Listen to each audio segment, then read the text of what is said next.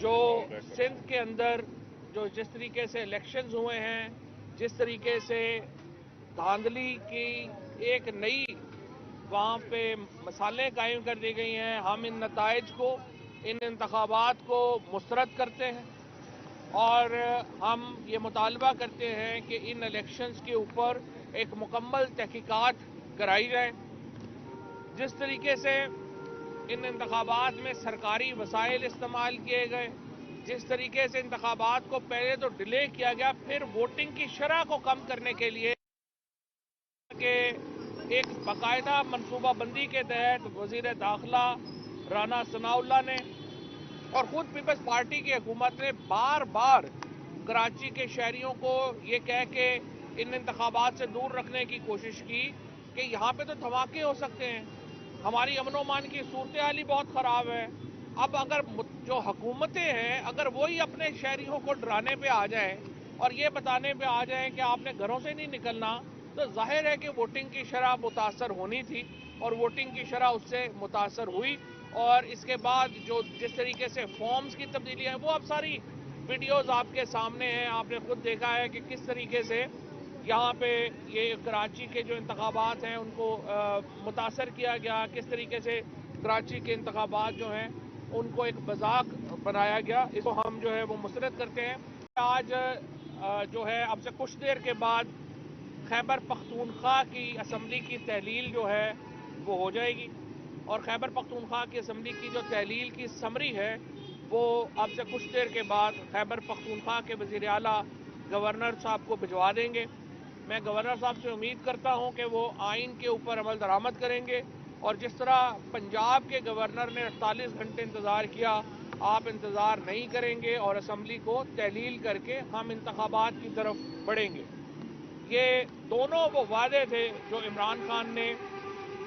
26 नवंबर को रावलपिंडी के जलसे में किए थे और अल्हम्दुलिल्लाह हमें अल्लाह ने ये तौफीक दी कि हम ये वादे जो हैं वो पूरे कर पाए। पाकिस्तान के अंदर तो आपको पता है क्लर्क की नौकरी कोई नहीं छोड़ता, उसके लिए जो है, और आपको पता ही है जो एक्सटेंशनों के लिए जो जो कुछ होता है। ये इमरान खान और तहरीक इंसाफ है कि जिसने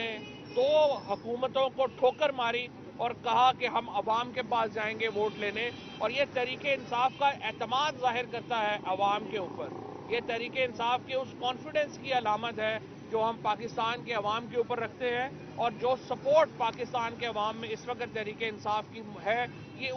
उसका एक इजहार है। लिहाजा आज दोनों असम्बलियाँ पंजाब के बाद खैबर पख्तूनख्वा असम्बली जो है वो भी तहलील हो जाएगी। असम्बलियाँ तहलील हो चुकी हैं।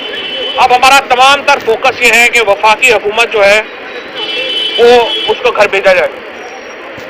हमारी ख्वाहिश ये है कि वफाकी हुकूमत हमारे साथ बैठे और हम जॉइंटली एक इलेक्टोरल फ्रेमवर्क तय करें। पाकिस्तान की जो मईशत का क्राइसिस है वो बहुत बड़ा है, लेकिन वो डील हो सकता है। नामुमकिन नहीं है पाकिस्तान की मईशत को फिक्स करना, लेकिन उसकी पहली शर्त यह है कि पाकिस्तान के अंदर एक पॉलिटिकल स्टेबिलिटी हो, एक सियासी इस्तेहकाम हो। अगर वो सियासी इस्तेहकाम नहीं होगा, पाकिस्तान को मुआशी स्टेबिलिटी नहीं मिल सकती। लिहाजा हम ये चाहते हैं कि वफाकी हुकूमत हमारे साथ बैठे और हम एक इलेक्शन का फ्रेमवर्क तय करें। लेकिन इस वक्त की जो सूरत हाल है वो ये है कि वफाकी हुकूमत के लोग बज़िद हैं कि वो इलेक्शन नहीं कराएंगे। दूसरी तरफ सूरत हाल ये है कि असम्बलियों के अंदर हमारे इस्तीफे मंजूर नहीं किए गए और अब भी तहरीक इंसाफ की जो पार्लिमानी पार्टी है, हाई कोर्ट का जो इस्लामाबाद हाई कोर्ट का फैसला है उसके नतीजे में इस वक्त सबसे बड़ी जो अपोजिशन की जमात है वो फिर पाकिस्तान तहरीक इंसाफ है। लिहाजा हम परवेज खट्टर साहब की सरबराही में हमने एक कमेटी तश्कील दे दी है जो कि स्पीकर के पास जा रही है और हम उनसे ये कह रहे हैं कि leader of the opposition, parliamentary leader और उसके साथ जो पब्लिक अकाउंट्स कमेटी है, ये तीन जो ऑफिसेज हैं ये तहरीक इंसाफ के मेंबरान को दिए जाए और उन्हें जो है वो नॉमिनेट किया जाएगा इन तीन ओहदों के लिए। और उसके बाद इंशाल्लाह हमें पूरी उम्मीद है कि वफाकी हुकूमत को जो गिराने का अमल है वो भी चंद ही हफ्तों में हम मुकम्मल कर सकेंगे। और इससे पहले मैं दोबारा ये कहता हूँ ہم گرانا نہیں چاہتے, ہم چاہتے ہیں آپ ہمارے ساتھ بیٹھ کے الیکشن کا فریم ورک طے کریں, لیکن اگر آپ نہیں مانتے تو پھر دیکھیے پاکستان سے آگے تو کوئی بھی نہیں. ہمیں پاکستان کے لیے جو ہے انشاءاللہ اس حکومت کو گھر بھیجنا ہوگا, اور پاکستان میں الیکشن جو ہیں وہ 90 دنوں سے ایک دن بھی آگے نہیں ہونے چاہیے. ہم الیکشن کمیشن سے مطالبہ یہ کرنا چاہتے ہیں کہ 90 دن تو میکسیمم ٹائم